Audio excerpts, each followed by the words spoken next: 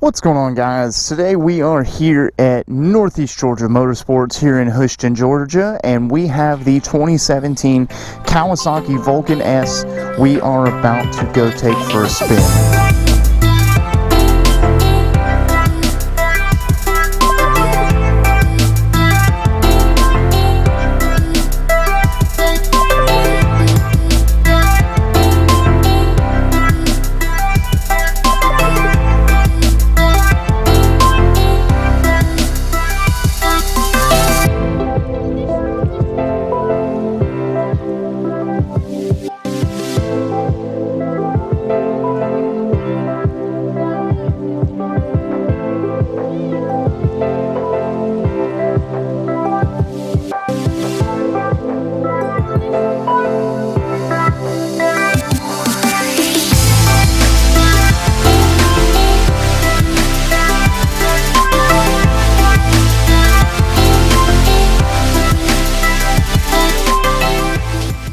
So, as many of you know, everything I've ridden has been sport bike related, naked bike related, sport touring, naked touring. Never have I really done a first ride on a cruiser. So this is a first for me. This is going to be a first for probably some of you guys that have been new to the channel here. But this is probably what you came to this video for, is for this cruiser style bike. Now, it is a 650 engine. This is actually a twin parallel engine, so you've got 2 cylinders, 4 valves per cylinder, because it is a dual overhead cam engine. And this is actually the same engine they use in the, I think it is Ninja 650 and the Z650 as well, if I'm not mistaken. That might be corrected on the screen here, but the engine mapping, stuff like that, that's been changed in the ECU to allow for the different riding style, the different power and torque ranges, or curve power range.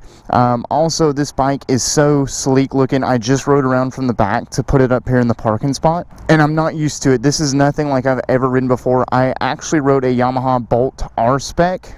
That's the closest thing I can get to it. Right off the bat, this Kawasaki has got the Ergo Fit System, and what that means is you can adjust the position of the levers, the seat, and the handlebars. You can actually, and I'm almost certain this is the most forward position, but you can actually move this back. The seat, you can actually get a seat that's neutral, pushed up or pushed back, and then you can get some handlebars that come back a little bit. Now, I can tell you right off the bat, the pegs are moved forward, so I'd imagine the handlebars are moved forward as well. The seat, it could be neutral, I'm not too sure, but it's real easy for the seat. You just take this out, put a different seat in, and it's good to go. And what's great, Kawasaki, when you buy this bike from your Kawasaki dealer, they will actually ergo fit it to your body positioning, your stature, if you will, from the factory. You know, it doesn't come with an extra seat or the handlebars or anything like that, but when you buy it, it is built for you. Now, this model is the ABS model.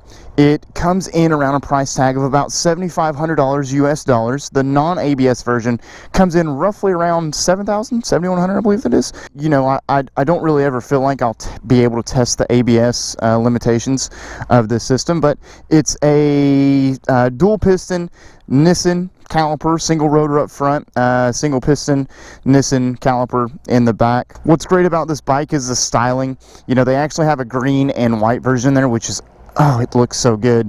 And, you know, people get mad, but, you know, the styling of this bike, it looks like a Victory from the front, but the headlight's cool, the windscreen's neat. You know, it's made to compete with your Harleys and Victories, since I mentioned that before. And from my understanding, the power that this thing makes, again, and I'm no cruiser expert by no means, but supposedly this thing can keep up with like 700s, 800s, stuff like that. And I mean, I'm very interested to see how it rides, how it performs. Again, if you want the full specs, head over to Kawasaki.com down in the description below to read the full specs on this bike: cylinder, displacement, brake size, rotor, millimeter thickness, all this other stuff. Because, guys, when it comes down to it, I just want to hop on the bike, let you know how it feels and how it rides. I mean, if you want the specs, you know, go check out Kawasaki.com. But realistically, if you want the butt dyno, or what it's going to feel like when you're riding day to day, that's what I'm going to give you, and I'm going to give you how it feels, how comfortable, uncomfortable, and what I would make different on the bike. I will give you guys this. The seat height is roughly about 28 inches. I know that's really important for either smaller stature guys or even bigger stature guys, but I can tell you, just hopping on this bike, you have so much room in the seat height that doesn't even phase you. And the weight comes in roughly around 500 pounds. Now, it's a big bike, absolutely. That's a heavy bike, no doubt about that. But at the end of the day, it feels really light. And with that lower seat height coming in at 28 inches, it feels really comfy. So let's start it up and get the engine warmed up here.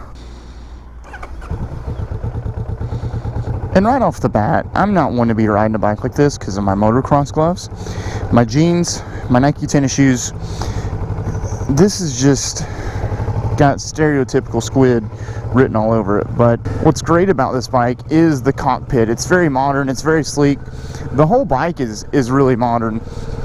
It's definitely a different feeling when you try to put your feet on the pegs, because like me, I'm used to the pegs being right under me. These are out, and that's going to make, you know, for your comfortable ride positioning. With my 5'8" stature, sitting on this bike, which isn't fully just for me, I could use that extra Ergo Fit to bring the pegs back to me. I feel like I'm having to reach for it, and I actually could use the handlebars to come back or the seat to come up.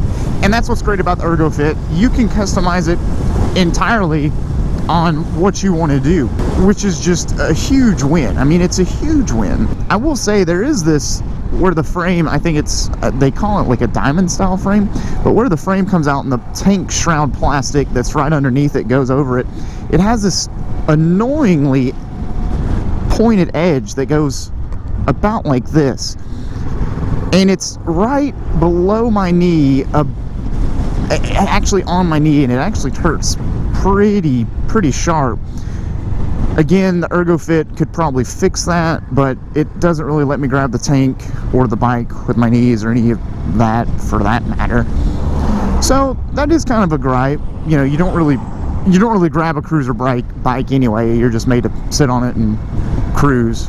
And the one thing I do like about this dash here, this gauge cluster, you know, it's got all your main essentials, your modern essentials: gear indicator, fuel gauge, speedometer, and your RPM gauge, if you will, is analog. Or no, what's the word? It's not. Yeah, that's right. It's not digital. It's analog, and it gives that old school feel with that modern look.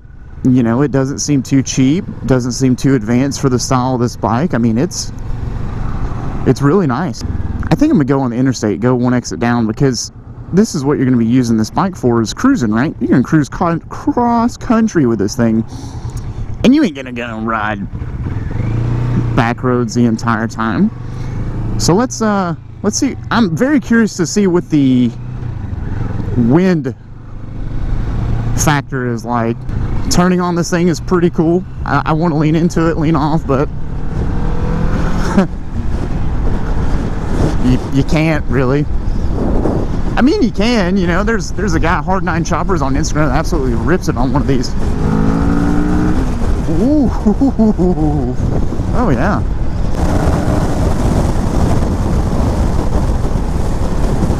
So, you know, I-85 speed is roughly about 70 miles an hour, right? We're cruising at 79 with the Georgia traffic speed. These Georgia people are crazy. 80 miles an hour, 6,000 RPMs. It's cruising pretty good, and the wind interference is not that bad. This windscreen, I don't know, I am getting hit, but I'm kind of already leaned back, so it's not really too much of a bother, honestly. If you don't get the ergos matched up for you, this can be an uncomfortable bike. I will say that, but the power is really good on this thing. The delivery is super smooth. And for the price range, you got to think about it. You know, it's a Japanese cruiser, and that could be looked down upon for guys who ride Harleys, Indians, Victories. Let's do a second gear pull here.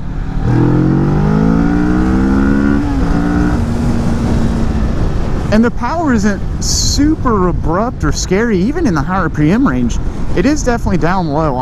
And for the 7,100, 7,500 price tag, I mean, you're getting a killer bike that easily looks just as good, if not better, than your domestic or American-made cruisers.